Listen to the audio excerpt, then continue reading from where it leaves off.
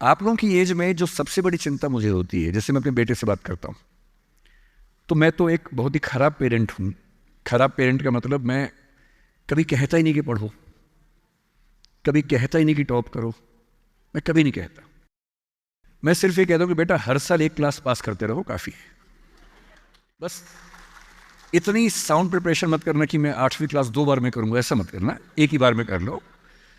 और मैं कभी परसेंटेज पूछूंगा नहीं आपसे, मैं पूछता भी नहीं, हालांकि वो बता देता है, लेकिन मुझे उसमें इंटरेस्ट है। हमारा इंटरेस्ट केवल इस बात में है कि वो बेहतर ह्यूमन बींग्स बन जाए, क्योंकि मैंने ज़िंदगी को बहुत अच्छे से देखा है। कहानी मैं आपको सुनाना चाह रहा हूँ, एक रियल कहानी है, और मेरी सबसे बड़ी चिंता अपने बच्चों को लेकर, आपको लेकर वही रहती है। मैं जब भी कोई कहानी सुनाता हूँ, नाम, जगह, वो सब बदल देता हूँ ताकि किसी की प्राइवेसी पर हमला ना हो। सबकी राइट टू प्राइवेसी है ना।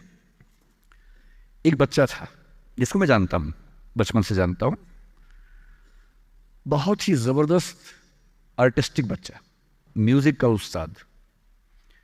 उसके घर में लगभग सब लोग म्यूज़िक के उस्ताद थे, इंस्ट्रूमेंटल म्यूज़िक, वोकल म्यूज़िक, हर चीज़ में अच्छा, पढ़ने में भी ठीक, बढ़िया। और जब हम स्कूल में थे, वो मेरी क्लास में तो नहीं था, थोड़ा सा अलग क्लास में था, पर स्कूल में बहुत पॉपुलर था, being into music. I was in debating, he was into music. और बाद में उसने हमारा स्कूल छोड़ भी दिया कुछ समय के बाद, फिर वो कहीं और चला गया, फिर हमारा मिलना नहीं हुआ। उस समय ना तो व्हाट्सएप था ना यूट्यूब था, तो बाद में मिलने का स्कोप भी नहीं रहता था। जो एक बार चला गया वो चला ही जाता था उस समय। अब तो बच्चे ज़िंदगी भर दोस्त रहते।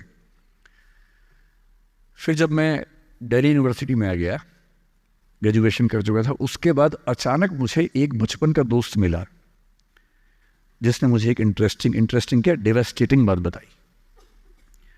तो बात चल रही थी कि स्कूल के दोस्त कहाँ कहाँ हैं, क्या कर रहे हैं, तो बातों बातों में उसका जिक्र भी आया। तो मैंने बड़ी उम्मीद से पूछा, मैंने कहा वो तो बॉम्बे चला गया होगा, फिल्म इंडस्ट्री में चला गया होगा। तो मेरे दोस्त ने पूछा कि तुम्हें नहीं पता उसके बारे में? मैंने कहा नहीं।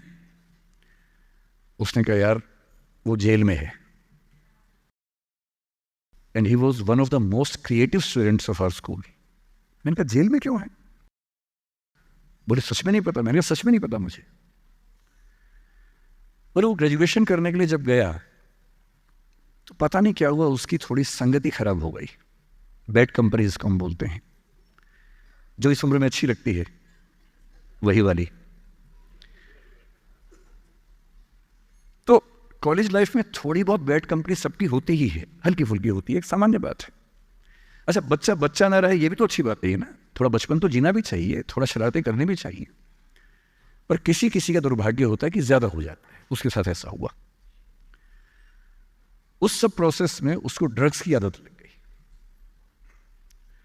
और ड्रग्स की आदत, ड्रग्स एक ऐसी चीज़ है, एडिक्शन ऐसी चीज़ है कि उसमें वन वे रास्ता होता है, टू वे नहीं होता है। आप जा सकते हैं, वापस नहीं आ सकते। मतलब 1000 लोग जाएंगे तो उनमें से एक आध वापस आएगा, वो भी इतने मुश्किलों से जो ऑलमोस्ट इम्पॉसिबल है। I have seen many such cases. Social welfare department से मेरे कई दोस्त ऑफिसर से, तो मैं उनसे जब पूछता हूँ, बताते हैं मैंने ऐसे लोगों को देखा है 10-10 साल से स्ट्रगल कर रहे हैं एडिक्शन से बाहर आने के, नहीं आ पा रहे, खत्म हो गए हैं।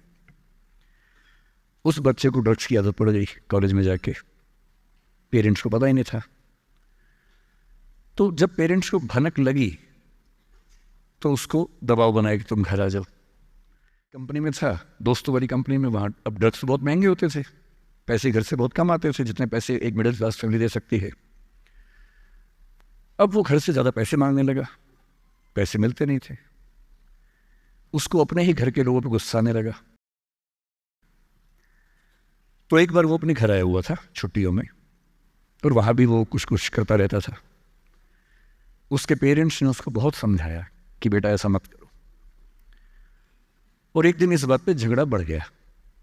भाई आप पेरेंट्स की चिंता समझेंगे आज से 30 साल बाद, जब आपके बच्चे इस एज में होंगे ना, आपकी नानी मर जाएगी उस समय। नानी मरना एक मुहावरा है, इससे मतलब बहुत चिंता में रहेंगे उस समय आप। और उस दिन पता नहीं क्या हुआ, एक झगड़ा हुआ, क्योंकि जो एडिक्शन के शिकार हैं उनका दिमाग उनके कंट्रोल में नहीं होता है।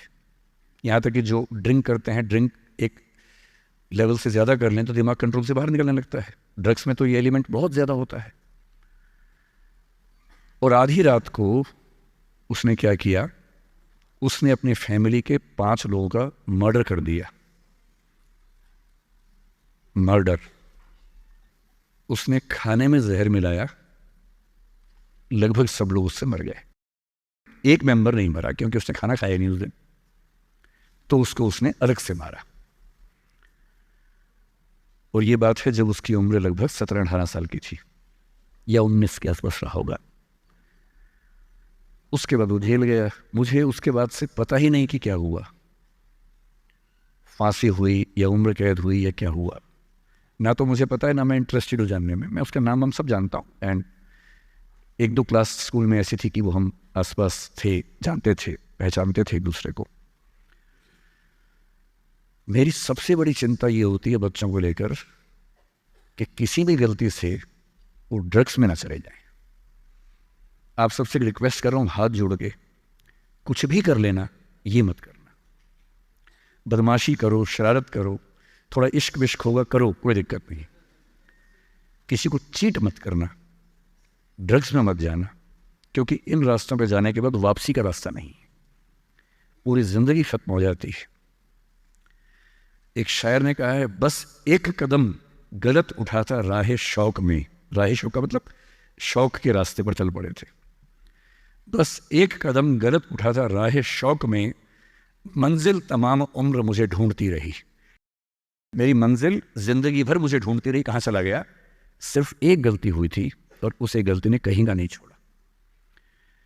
आपको लग रहा होगा कि ये तो पापा जैसा है, प्रीच कर रहा है हमें। पापा डोंट प्रीच वाला भाव मन में आ रहा होगा अपनों के, पर मेरा काम ही है, मैं क्या करूं। मुझे जितनी चिंता अपने बच्चे की उतनी आपकी चिंता है, तो मैं तो बोलूँगा। आप मानेंगे नहीं मानेंगे आपकी मर्जी है, लेकिन ईश्वर ना करे कुछ गलती हुई तो बाद में आप इस बात को याद ज़रूर करेंगे कि किसी ने समझाया था हाथ जोड़कर, और हम उसके बाद भी नहीं समझे थे। कुछ भी करना, उस रास्ते पर मत जाना।